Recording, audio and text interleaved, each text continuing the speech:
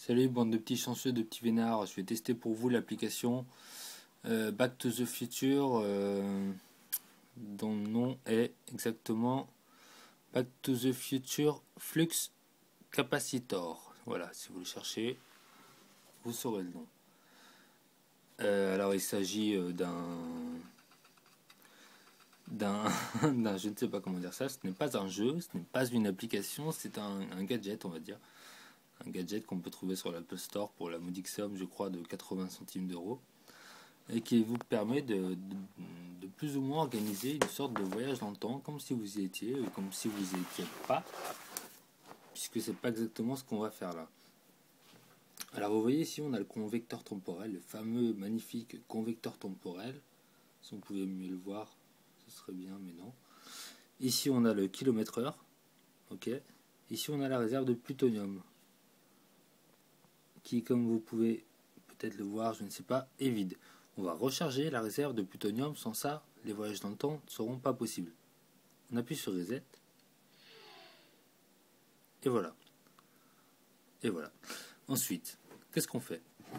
On tourne l'écran, et là on se retrouve avec ce magnifique tableau de bord. Vous vous en souvenez, je pense, vous qui avez dû voir le film pas mal de fois. C'est le tableau de bord sur lequel on choisit d'abord l'endroit, enfin le lieu, le temps où on veut aller.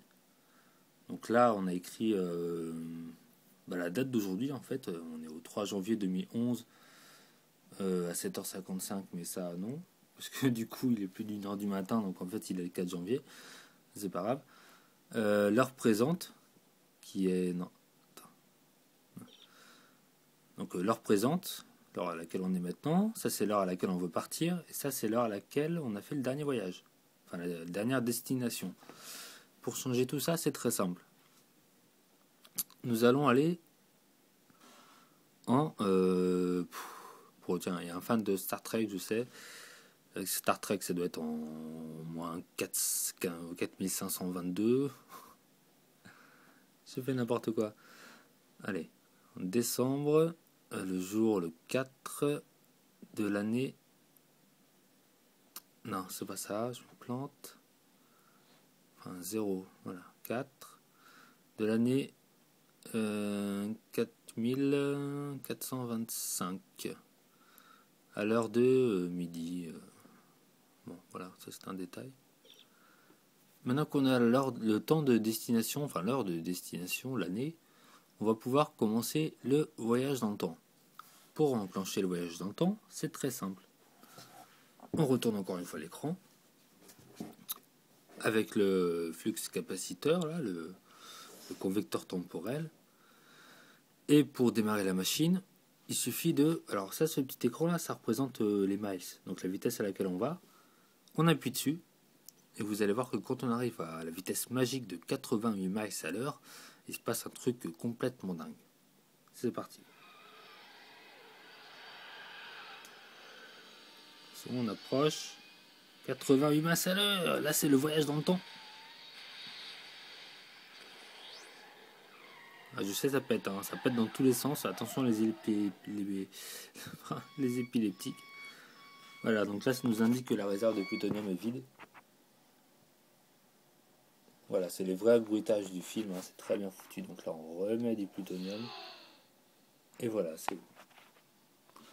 Et donc ensuite on retourne voir ça. Present time. Le 4 décembre 4425.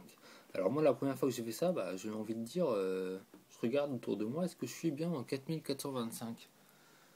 Bah non, je suis toujours dans ma chambre toute pourrie, donc j'ai pas voyagé dans le temps pour un sou et l'application ne sert à rien à part mimer un tableau de bord de retour vers le futur. Mais bon, pour le prix ça coûte, c'est sympa, c'est un gadget. Ça fait aussi alarme, réveil. Attendez, où est-ce que c'est? Là. Mais bon, c'est du détail. Voilà. Voilà. Je vous laisse sur l'écran d'intro du jeu. Enfin, du jeu. De l'application. Alors ça, c'est un truc... rien à voir. Voilà. comment le menu se présente. On a le time travel qu'on vient de faire. L'extra, c'est des bonus, des bandes annonces pour les nouveaux coffrets de Retour vers le futur. Et About, c'est en ce qui concerne l'application en elle-même. Voilà, merci d'avoir regardé cette vidéo de Back to the Future Flux Capacitor sur iPhone et iPad.